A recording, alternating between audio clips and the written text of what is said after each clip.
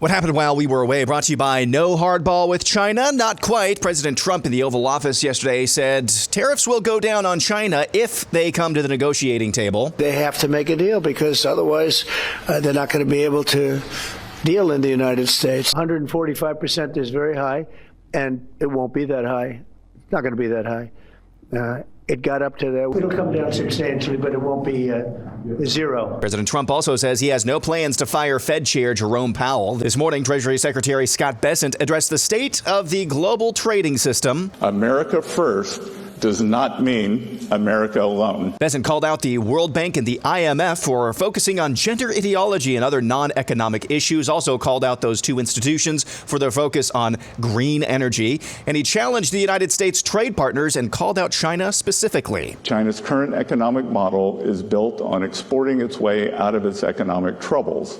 It's an unsustainable model that is not only harming China, but the entire world. In other news, FDA Commissioner Marty Makary says his agency is working with industry to eliminate 6 remaining synthetic dyes out of our food system. For the last 50 years, American children have increasingly been living in a toxic soup of synthetic chemicals. The scientific community has conducted a number of studies raising concerns about the correlation between petroleum-based synthetic dyes and several health conditions. HHS Secretary Robert F. Kennedy Jr. added, "We are spending as much on mitochondrial disorders like diabetes as we spend on our military budget. We can't continue to exist like this." Secretary of Defense Pete Hegseth says the military is welcoming back thousands of service members. More than 8,700 service members were involuntarily separated for not taking an experimental COVID-19 vaccine. Others were more informally pushed out or decided to get out. We are welcoming actively back those warriors of conscience. Vice President J.D. Vance continues his international tour on the topic of the Russia-Ukraine war. We've issued a very explicit proposal to both the Russians and the Ukrainians, and it's time for them to either say yes or for the United States to walk away from this process. We've engaged in an extraordinary amount of diplomacy, of on-the-ground work. We've really tried to understand things from the perspective of both the Ukrainians and the Russians. What do Ukrainians care the most about?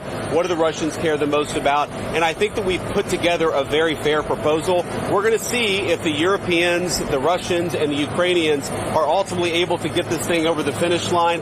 Again, I feel pretty optimistic about it. The biggest compliment to the Trump administration so far comes from Rosie O'Donnell, who moved to Ireland. I have no regrets. Not a day has gone by that I thought it was the wrong decision. I was welcomed with open arms. I knew after reading Project 2025 that if Trump got in, it was time for me and my non-binary child to leave the country. You'll remember Rhett from the uber-popular YouTube show Rhett and Link. Rhett and Link a few years ago explained how they had deconstructed their faith after having grown up in the Christian church. Well, Rhett is back and recently explained the origin of his doubts about his faith in an interview with atheist Alex O'Connor. He says he had never considered Darwinian evolution until he read one book. So then the idea of considering evolution, which just felt, I was like, am I actually about to do this? And I was like, well, I think C.S. Lewis believed in evolution. You know, you start saying these things like, yeah, but there's a lot of Christians who are like theistic evolutionists. And okay, so maybe there's something to this. So I read Francis Collins' book, The Language of God.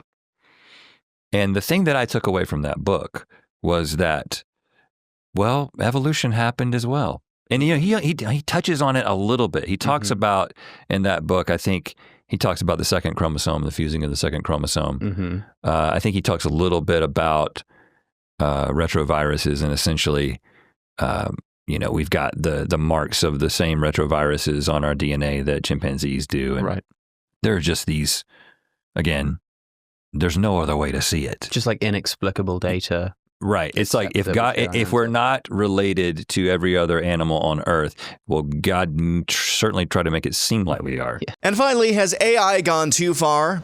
No.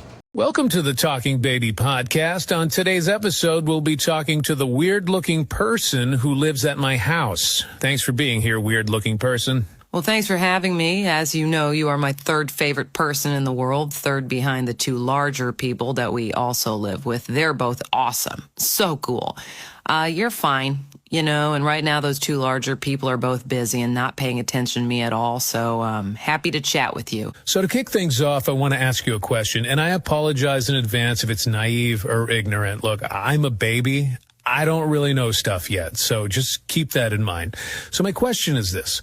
What are you? Like, you clearly seem to be a very different kind of person than I am. Am I right? Like, because like people look different from each other, you know, like different sizes, skin tones, the hair.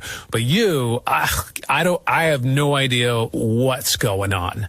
Does this make any sense to you? Am I crazy? Oh, no, dude, you're 100% right. And that's what happened while we were away.